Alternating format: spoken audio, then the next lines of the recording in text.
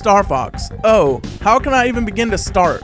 With that giant spaceship cutscene I did a moment ago, but I've already done that, so let's get to it. Starfox is a franchise that I think Nintendo could really give more love to. Kirby, Mario, and Metroid have a ton of games released every year, but I can only count 6 games for the Starfox franchise that have ever been released. Because there are so few Starfox games, I decided to do a video on that which started it all.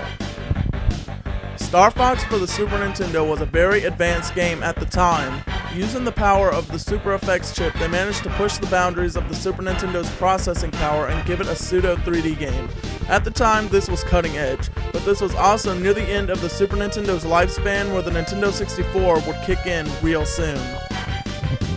The game involves 2 modes of gameplay. There's the third-person shooting mode, and then there's the first-person shooting where you're in the cockpit itself and navigating across the screen.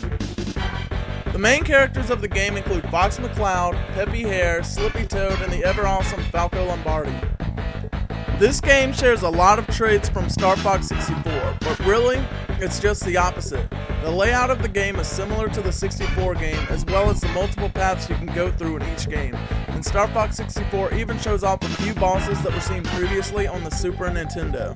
Just like Star Fox 64, the Super Nintendo game which started the franchise is a difficult game. It's not as hard as The Legend of Zelda or Mega Man X, but it does require much faster hand-eye coordination. Barrel rolls and bombs, there's really no difference between the 2 games. The only difference is we don't hear Slippy's annoying voice on the Super Nintendo, and thank goodness we don't. Another difference is I've noted that Peppy is much more helpless in the Super Nintendo version of the game. Star Fox 64 is not a port of the Super NES, but I do think it's a big influence on how the 64-bit game worked out. After Star Fox and the 64 game, we were given Star Fox Adventures. I love dinosaurs, but out of all the games, that was by far my least favorite. It didn't feel like a Star Fox game at all. I'd like to end the video finally with a personal thanks to everyone who subscribed to me the past month or so.